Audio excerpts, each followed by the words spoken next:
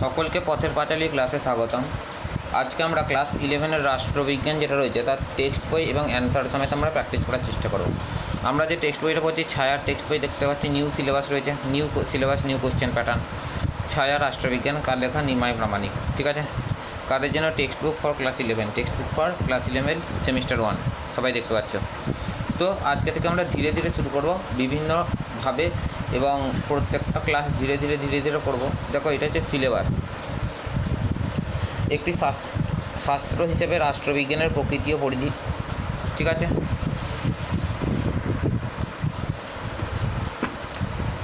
তোমরা দেখো, রাষ্ট্রবিজ্ঞানের সংজ্ঞা।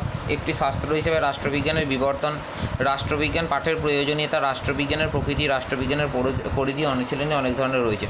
দেখো, দ্বিতীয় চ্যাপ্টারটাও সেম, তৃতীয় চ্যাপ্টারটাও রয়েছে এবং তারপরে শেষে হচ্ছে 4 নম্বর চ্যাপ্টার সংবিধানের উপলব্ধিকরণ।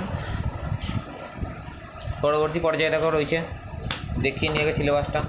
ভারতীয় সংবিধান রচনা ও তার দর্শন সমস্তটা রয়েছে। এটা হচ্ছে ভারতীয় সংবিধানের প্রধান বৈশিষ্ট্যসমূহ।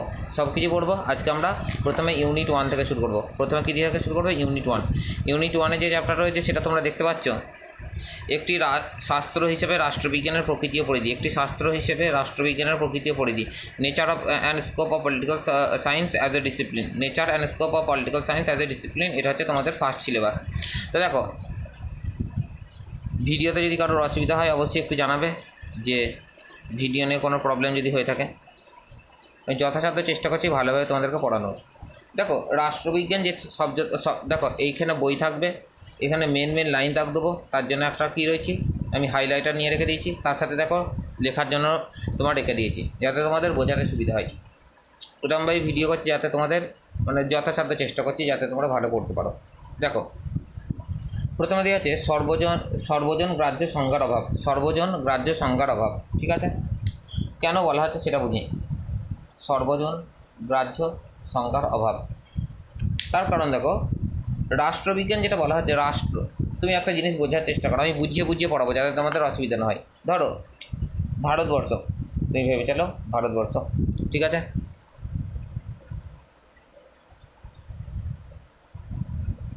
একটা আইডিয়া করে নিচ্ছি। একটা নির্দিষ্ট সময় ছিল, যে সময় ভারতবর্ষের এই ভাগটা ছিল না।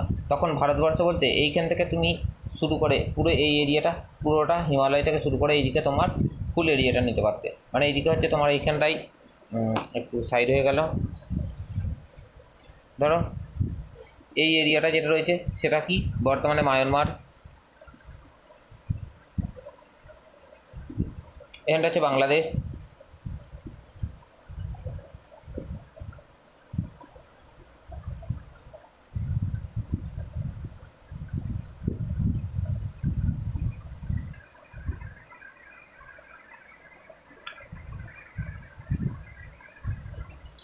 তারপর দেখো, এই এরিয়াগুলোতে নেপাল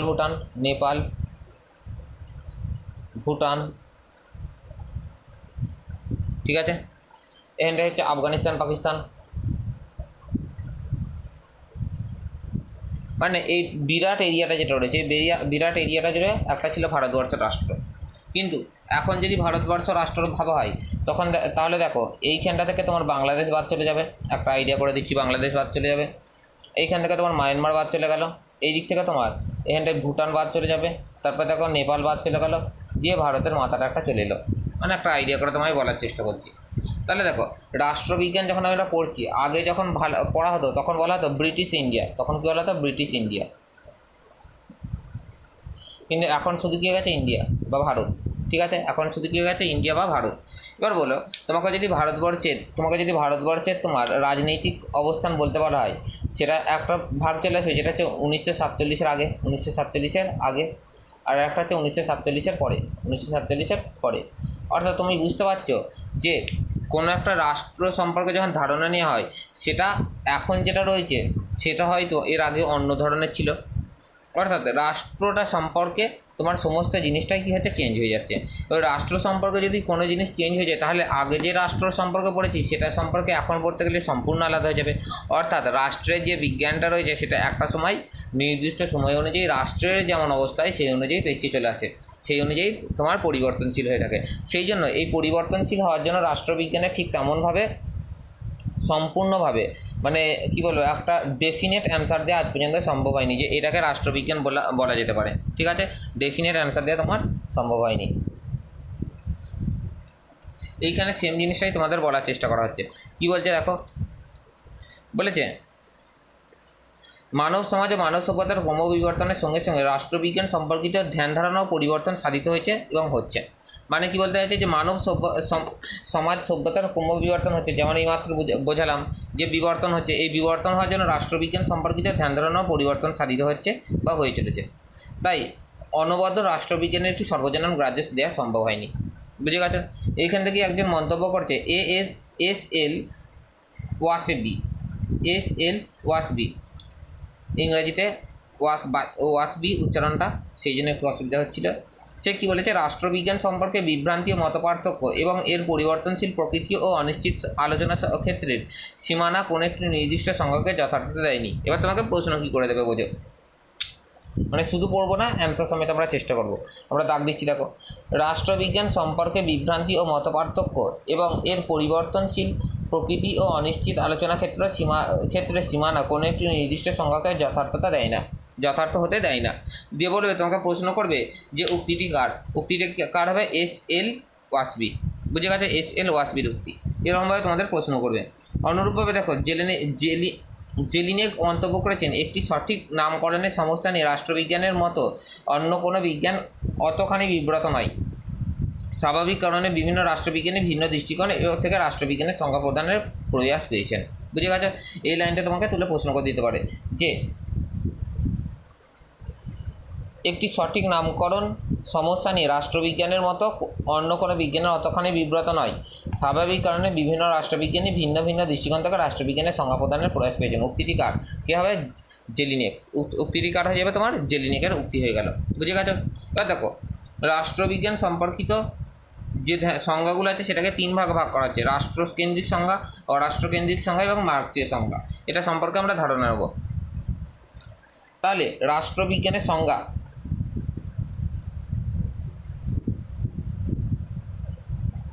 বোঝার চেষ্টা করবে। রাষ্ট্র বিজ্ঞানের সংজ্ঞা যার দরকার হবে সে নোট ডাউন করে নেবে। তিন ধরনের ভাগ করা হচ্ছে।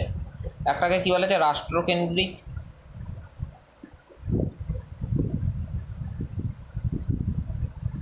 আর একটাকে বলা হচ্ছে অরাষ্ট্রকেন্দ্রিক,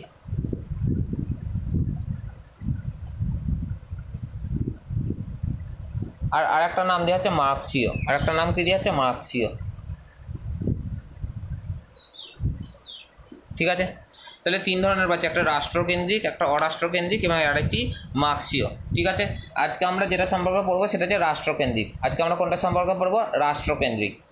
বুঝে নিই এবং কেমনভাবে উত্তর হচ্ছে সেটা সম্পর্কে আমরা ধারণা দেবো। এর নোট যেগুলো রয়েছে সেগুলো খাতায় তুলে আমি তোমার টেলিগ্রাম চ্যানেলে একটা নতুন ওপেন করছি, সেখানে দিয়ে দেবো। যার শখ হবে সে অবশ্যই টেলিগ্রাম চ্যানেলে জয়েন করে নেবে। দেখো, রাষ্ট্রকেন্দ্রিক সংজ্ঞা বলতে কী বোঝাই? বলছে রাষ্ট্রবিজ্ঞানের রাষ্ট্রকেন্দ্রিক সংজ্ঞা বলতে সাধারণত সনাতন বা সাবেকি সংজ্ঞা বলা হয়। সনাতন ধারণা অনুসারে রাষ্ট্রের উৎপত্তি, প্রকৃতি, উদ্দেশ্য, কার্যাবলী প্রভৃতি যে শাস্ত্রে আলোচিত হয় তাকে রাষ্ট্রবিজ্ঞান বলে অভিহিত করা হয়। প্রখ্যাত রাষ্ট্রবিজ্ঞান দার্শনিক ব্রুনসলি বলেছেন, যে শাস্ত্র রাষ্ট্রের ভিত্তি, মৌলিক অবস্থা ও প্রকৃতি এবং এর বিভিন্ন রূপ ও বিবর্তন নিয়ে আলোচনা করে তাকেই বলা হয় রাষ্ট্রবিজ্ঞান। তোমাকে কি প্রশ্ন করে দেবে? বলে রাষ্ট্রবিজ্ঞানের রাষ্ট্রকেন্দ্রিক সংজ্ঞাকে সনাতন বলা হয়। দেখো এখানে বোঝো, বলবে যে শাস্ত্র রাষ্ট্রের ভিত্তি, মৌলিক অবস্থা ও প্রকৃতি এবং এর বিভিন্ন রূপ ও বিবর্তন নিয়ে আলোচনা করে তাকেই রাষ্ট্রবিজ্ঞান বলা হয়। যে তোমাকে প্রশ্ন করবে উক্তিটি কার? উক্তিটি কার? ব্রুনসলি। সেমভাবে অধ্যাপক গার্নার কি বলছে? প্রমুখ রাষ্ট্রবিজ্ঞানী বলেছে রাষ্ট্রবিজ্ঞান বলতে সেই রাষ্ট্রের কথা, বলতে সেই শাস্ত্রটির কথা উল্লেখ করেছেন যে কেবল রাষ্ট্রকে নিয়ে আলোচনা করে। তাহলে বলবে রাষ্ট্রবিজ্ঞান বলতে সেই শাস্ত্রটির কথা উল্লেখ করেছেন যা কেবল রাষ্ট্রকে নিয়ে আলোচনা করবে, এটাকে বলেছে গার্নার বলেছে। যদি এটা অতটা গুরুত্বপূর্ণ নয় তাই আমি দাগ দিলাম না। গেটেল কি বলেছে, রাষ্ট্রবিজ্ঞান হলো রাষ্ট্র কী ছিল তার ঐতিহাসিক অনুসন্ধান, বর্তমান রাষ্ট্র সম্পর্কে একটি বিশ্লেষণমূলক ব্যাখ্যা এবং ভবিষ্যৎ রাষ্ট্র কেমন হওয়া উচিত সেটা সম্পর্কে রাজনৈতিক ও নীতিশাস্ত্র সম্মত আলোচনা। এই মাত্র যে জিনিসটা আমি তোমাদের বোঝানোর চেষ্টা করলাম, যে ভারতবর্ষ একটা নির্দিষ্ট সময়ে, মানে দেখো ঐতিহাসিক অনুসন্ধান, ভারতবর্ষ একটি নির্দিষ্ট সময়ে বিশাল এরিয়া জুড়ে ছিল, বর্তমান রাষ্ট্রটা একটু আলাদা, এবং আমরা এখন বর্তমানে ভাবছি যে আমাদের ভবিষ্যৎ রাষ্ট্র কেমন হওয়া উচিত। এবার ভবিষ্যৎ রাষ্ট্র বলতে তার মানে এই নয় যে রাষ্ট্রটার পরিধিটা কেমন হওয়া উচিত, যে আমাদের যেমন বর্তমানে যেসব তোমার কি বলবো সংবিধান রয়েছে, সেই সংবিধানে কি কোনো নতুন জিনিস আনা দরকার, যেটাকে আমরা বলে থাকি অ্যামেন্ডমেন্ট। রাষ্ট্রবিজ্ঞানের যে সংজ্ঞাটা রয়েছে, রাষ্ট্রবিজ্ঞানের যেসব নীতিসমূহ রয়েছে এবং আমাদের যে সংবিধান সম্পর্কিত যে ধারণা রয়েছে, সংবিধানে একটা শব্দ আছে, শব্দটার নাম কি বললাম আমি, অ্যামেন্ডমেন্ট বা সংশোধনী। মাথায় রাখবে, অ্যামেন্ডমেন্ট বা সংশোধনী, এটা তোমাদের লাস্ট চ্যাপ্টারে প্রচুর গুরুত্বপূর্ণ, ঠিক আছে, তাই এখন থেকেই জানিয়ে দিলাম। অ্যামেন্ডমেন্ট বা সংশোধনী মানেটা কী বোঝো? ধরো আমরা একটা সময় বলে রাখলাম যে সম্পত্তি মানুষের অধিকার আমরা ভেবে চললাম, ঠিক আছে। এবার সম্পত্তি মানুষের অধিকার, এবার কী হলো, সম্পত্তি মানুষের অধিকার হলে বর্তমানে তুমি বুঝতেই পারছো যে কিছুদিন আগেই হার্দিক পান্ডিয়া নাতাশা কেস চলছিল। তোমরা সবাই জানো যে হার্দিক পান্ডিয়া নাতাশার কেসে কী হচ্ছিল, যে তোমার বলছিল 70% যে তোমার সম্পত্তি রয়েছে সেটা কে নিয়ে নেবে বলেছিল, তোমার হার্দিক পান্ডিয়ার বউ নিয়ে নেবে বলেছিল। এবার দেখো, সম্পত্তি যদি মানুষের অধিকার হয়ে থাকে তাহলে কি হার্দিক পান্ডিয়ার কাছ থেকে সেই সম্পত্তি নেওয়া সম্ভব হয়? অসম্ভব ব্যাপার, কিচ্ছু করার নেই, তুমি ডিভোর্স দাও। তো আরও জিনিস লক্ষ্য করে দেখা গেল যে অনেকে কালোবাজারি টাকা জোগাড় করে রাখে। অনেকে কি টাকা জোগাড় করে রাখে? কালোবাজারি। যেমন দেখো, অনেকে স্কুলে টিচিং করায়, তার সাথে প্রাইভেট টিউশন করে বেড়ায়। অথচ সরকার থেকে নিয়ম, যারা স্কুল টিচিং করে তাদের কিন্তু প্রাইভেট টিউশন সম্পূর্ণভাবে কী হচ্ছে, নিষিদ্ধ। কিন্তু তারা তাতেও এখনও পড়িয়ে বেড়ায়। এবার যদিও তারা গর্ধ, তাদেরকে বলে লাভ নেই।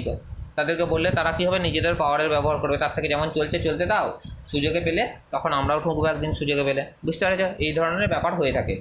তো যাই হোক, সেসব জিনিস আমরা বাদ দেবো, আমরা পড়াশোনার দিকে মনোযোগ দেবো।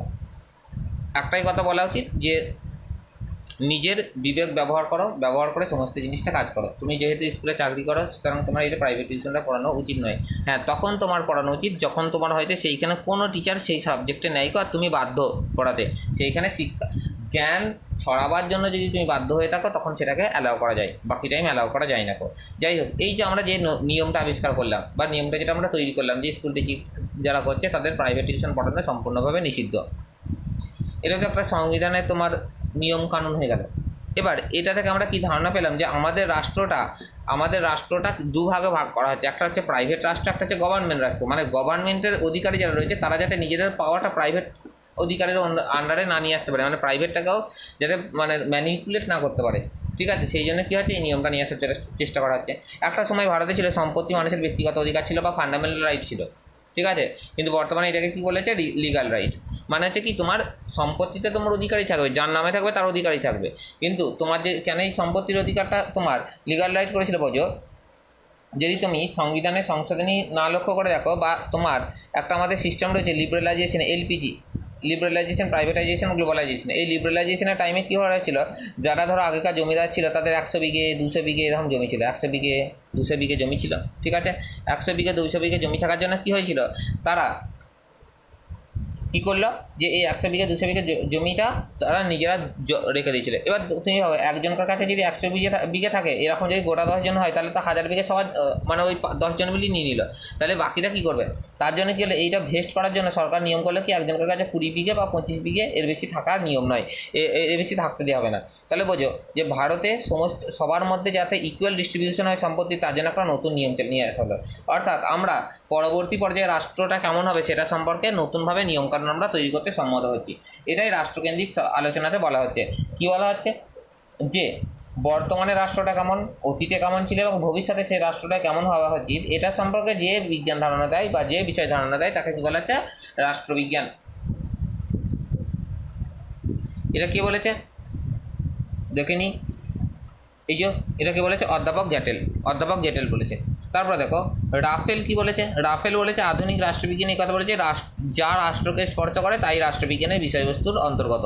ঠিক আছে, এই পূর্বতন মতবাদ অনেকের কাছে গ্রহণযোগ্য। তাহলে প্রশ্ন করবে যে রাষ্ট্রকে স্পর্শ করে তাই রাষ্ট্রবিজ্ঞানের বিষয়বস্তুর অন্তর্গত, উক্তিটি কার? রাফেলের।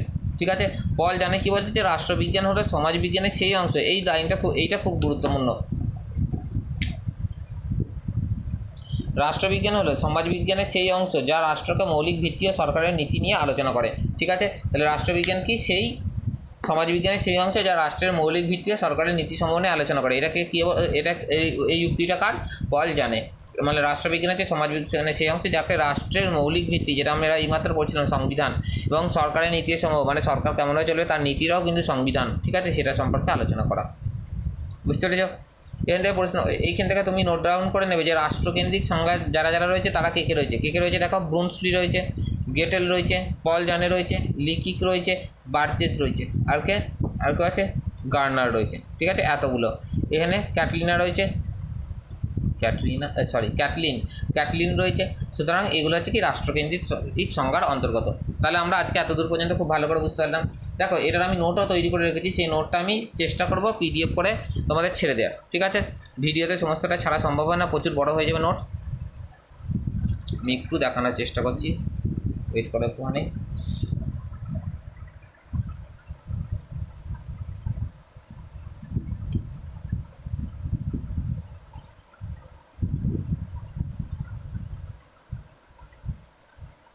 যাদের অসুবিধা হচ্ছে তারা একটু অপেক্ষা করে রয়েছে করে।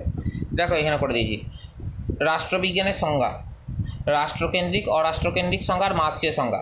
রাষ্ট্রকেন্দ্রিক সংজ্ঞা কাকে বলে সেটাও করে দিয়েছি। দেখো, যে শাস্ত্র রাষ্ট্রের ভিত্তি, মৌলিক অবস্থা, প্রকৃতি এবং এর বিভিন্ন রূপ বিবর্তন নিয়ে আলোচনা করে তাকেই বলে রাষ্ট্রবিজ্ঞান। উক্তিটি কার? ব্রুনসলি। তাহলে উত্তর করতে বুঝতে পারছো? রাষ্ট্রকেন্দ্রিক সংজ্ঞা কাকে বলে সেটা লিখে দিয়েছে। রাষ্ট্রবিজ্ঞানকে রাষ্ট্রকেন্দ্রিক সংজ্ঞাকে বলা হয়, দেখো রাষ্ট্রবিজ্ঞানের রাষ্ট্রকেন্দ্রিক সংজ্ঞাকে বলা হয় কী সংজ্ঞা বলা হয়? সনাতন বা সাবেকি সংজ্ঞা। কোশ্চেন করে দিতে পারে। রাষ্ট্রবিজ্ঞানের রাষ্ট্র কী ছিল তার ঐতিহাসিক অনুসন্ধান, বর্তমান রাষ্ট্র সম্পর্কিত একটি বিশ্লেষণমূলক ব্যাখ্যা এবং ভবিষ্যৎ রাষ্ট্র কেমন হওয়া উচিত সে সম্পর্কে একটি রাজনৈতিক নীতিশাস্ত্র সম্মত আলোচনা। উক্তিটি কার? গেটেলের। রাষ্ট্রকে স্পর্শ করে তাই রাষ্ট্রবিজ্ঞানের বিষয়বস্তুর অন্তর্গত, এই উক্তিটি কার? রাফেলের। ঠিক আছে, এই উক্তিটি কার? তোমার হচ্ছে রাফেলের। রাষ্ট্রবিজ্ঞান হলো সমাজবিজ্ঞানের এর সেই অংশ যা রাষ্ট্রের মৌলিক ভিত্তি ও সরকারের নীতি সম্বন্ধে আলোচনা করে। উক্তিটি কার? পল জানে। রাষ্ট্রবিজ্ঞান হলো স্বাধীনতা ও সার্বভৌমিকতা বিজ্ঞান। উক্তিটি কার? বার্জেস। সনাতন রাষ্ট্রবিজ্ঞান সম্পর্কিত সংজ্ঞায় বিশ্বাসী একজন রাষ্ট্রবিজ্ঞানী হলেন। দেখো, এই কোশ্চেনটা সনাতন রাষ্ট্রবিজ্ঞানের সম্পর্কিত সংজ্ঞায় বিশ্বাসী একজন রাষ্ট্রবিজ্ঞানী হলেন। এইখানে যতগুলো নাম বললাম তারা সবাই হবে, যে অপশানটাই হবে সেটাই হবে তোমাদের উত্তর। আশা করছি তোমাদের ভালো লাগলো। এটাও আমি শেয়ার করে দেবো তোমার টেলিগ্রাম চ্যানেলের লিঙ্ক ও ডিসক্রিপশন বক্সে ধীরে ধীরে শেয়ার করে দেওয়া হবে। তো যারা নতুন আছে তারা অবশ্যই সাবস্ক্রাইব করে নেবে এবং টেলিগ্রাম চ্যানেল জয়েন করে নেবে, যাতে আমরা তাড়াতাড়ি করে নোটগুলো পেয়ে যাই। আমরা জানি আমাদের বেশি সময় নেই, সেপ্টেম্বর করে আমাদের পরীক্ষা। তোমাদের দেখো মে মাস শেষ হয়ে গেলো, জুন, জুলাই,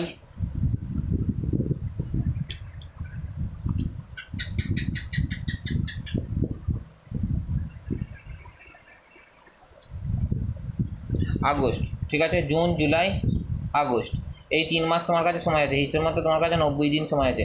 90 দিনে অত কিছু করতে হবে, সুতরাং তোমরা পড়াশোনা শুরু করে দাও। আর এই 90 দিনে এত এত এত এত জিনিস তুমি শুধু একটা অফলাইন টিচারের কাছে গিয়ে সমস্তটা তোমার মানে শেষ করতে নাও পারতে পারো, কারণ অফলাইনে বেশি ডেলি পড়াবে তার কোনো গ্যারেন্টি নেই। সুতরাং তোমরা চ্যানেলটাকে ফলো করে রাখো যাতে তোমরা তাড়াতাড়ি করে এই জিনিসগুলো মানে পেয়ে যাও। এর সাথে সাথে আমি কী করবো, তোমরা অনেক ধরনের শর্ট কোশ্চেন আছে আলোচনা করবো।